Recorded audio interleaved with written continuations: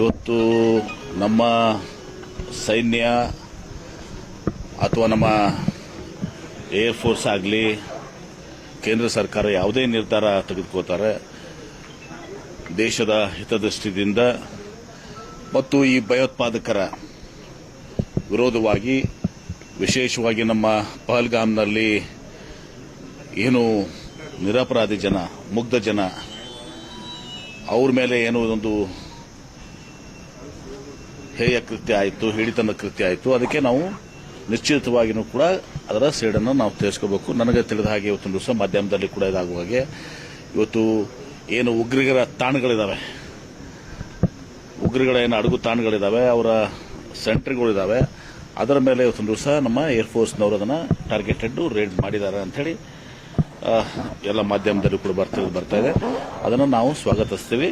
ಇವತ್ತು ಇವ್ರನ್ನ ನಾವು ಈ ಉಗ್ರರನ್ನ ನಾವು ಬಗ್ಗಿ ಬಿಡಬೇಕು ಮತ್ತು ಈ ನಿರಪರಾಧಿಗಳ ಜನ ಏನಿದ್ದಾರೆ ಮುಗ್ಧ ಜನರ ಏನು ಇವರು ಹತ್ಯೆ ಮಾಡಿದ್ರು ಅದಕ್ಕೆ ನಾವು ಸೇಡನ್ನು ತೀರಿಸಿಕೊಳ್ಳಬೇಕು.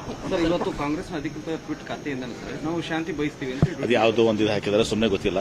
ಶಾಂತಿ ಹತ್ರ ನಿಶ್ಚಿತವಾಗಿಯೂ ಎಲ್ಲರೂ ಬಯಸ್ತಾರೆ, ಆ ಬತ್ತಿನ ಪ್ರಶ್ನೆ ಇಲ್ಲ. ಈಗ ನಾವು ನಮ್ಮ ಕೇಳಿ ಉಗ್ರರ ಮೇಲೆ ದಾಳಿ ಮಾಡಿದ್ರೆ ಟಾರ್ಗೆಟೆಡ್ ಇದು ಇದೆ. ಯಾರು ನಾವೇನು ಜನರ ಮೇಲೆ ಒಂದು ದಿವಸ ಅದು ಆಗಿಲ್ಲ, ಅದು ಏನೋ ಹೇಳಿದಾರೆ, ಅದು ಏನೋ ಆಫಿಷಿಯಲ್ ಆಗಿಲ್ಲ ಅಂತ ಹೇಳಿದ್ರು ಕೂಡ ನಾನು ನೋಡ್ತಾ ಇದ್ದೆ ಟಿವಿಯಲ್ಲಿ ಒಂದು ದಿವಸ. ನಮ್ಮ ಭಾರತ ದೇಶ ನಾವು ಶಾಂತಿಯನ್ನು ಬಯಸ್ತೀವಿ.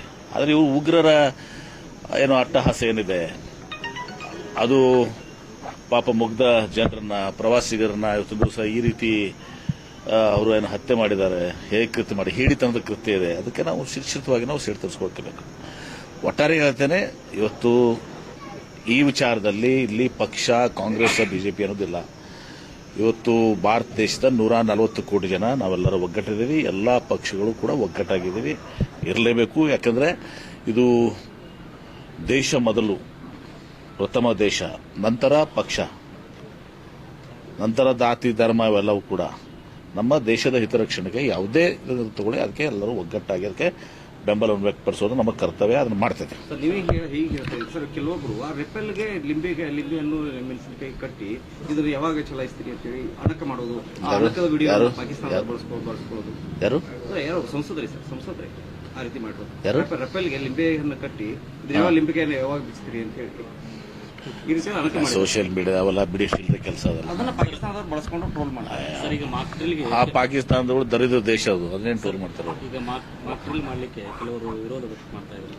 ಈಗ ಮಹಾರಾಷ್ಟ್ರದ ಕೆಲವರು ನೋಡಿ, ಇವತ್ತೊಂದು ದಿವಸ ಎರಡನೇ ಈಗ ಒಂದು ನೋಡಿ ಹೇಳ್ತೀನಿ ಕೇಳಿ. ಯಾರೇ ಆದರೂ ಕೂಡ ಆರ್ಮಿ ಆಗಲಿ ಸುರಕ್ಷತೆಯನ್ನಾಗಲಿ ಅದನ್ನ ನಾವು ದುರ್ಬಳಕೆ ಮಾಡೋದಲ್ಲ ಅಂತ ನಾನು ಭಾವಿಸಿದ್ದೀನಿ, ಮಾಡಬಾರ್ದನ್ನು ಕೂಡ.